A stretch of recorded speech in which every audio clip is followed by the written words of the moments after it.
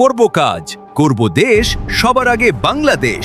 এই স্লোগানকে সামনে রেখে চট্টগ্রামের ২৭ নম্বর ওয়ার্ডে এক অনন্য মানবিক দৃষ্টান্ত স্থাপন করেছেন মহানগর যুবদলের যুব সংগঠক মোহাম্মদ হান্নান। টানা বৃষ্টি ও নগরীতে পয়ঃনিষ্কাশন কাজের ফলে রাস্তাঘাটে সৃষ্ট খানাখন্দে জনজীবন যখন বিপর্যস্ত, তখন সাধারণ মানুষের ভোগান্তি কমাতে নিজেই সংস্কার কাজে নেমে পড়েছেন তিনি।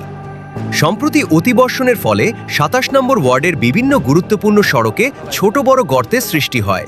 এর ফলে সাধারণ পথচারী ও যানবাহন চলাচলে মারাত্মক বিঘ্ন ঘটে এবং জনদুর্ভোগ চরমে পৌঁছায়। জনগণের এই কষ্ট লাঘবে মোহাম্মদ হান্নান তার অনুসারীদের নিয়ে নিজস্ব অর্থায়ন ও তত্ত্বাবধানে রাস্তা মেরামতের উদ্যোগ গ্রহণ করেন।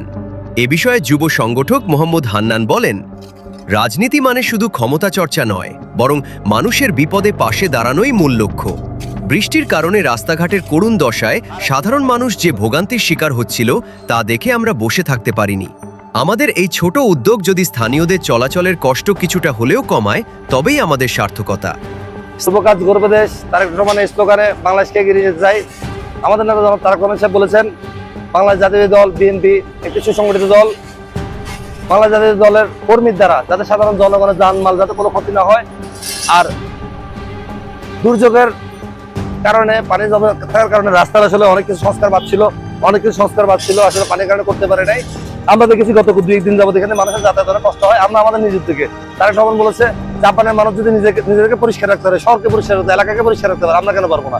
আমরা তারেক রহমানের ওই আলোকিত হয়ে ভবিষ্যতে ইনশাল্লাহ কাজ করবো, ইনশাল্লাহ জনসমগমনে কাজ করবো। স্থানীয়রা তার এই মানবিক কাজের প্রশংসা করে জানান, রাস্তাঘাটের এমন বেহাল দশায় যেখানে সাধারণ মানুষ চলাচল করতে হিমশিম খাচ্ছিল, সেখানে যুবদলের এই কর্মীরা যেভাবে দ্রুত সড়ক মেরামতে এগিয়ে এসেছেন, তা সত্যিই প্রশংসনীয়।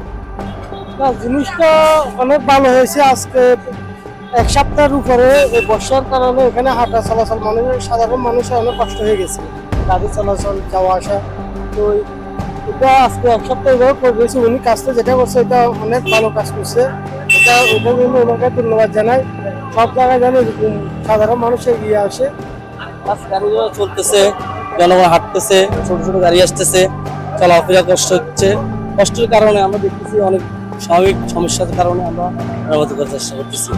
এখন পৌরসভার লোক তো দেখতেছে না, আমাদের পারি তবিক লাগছে, আমরা ওদেরকে সেবা করার জন্য চেষ্টা চালিয়ে যাচ্ছি।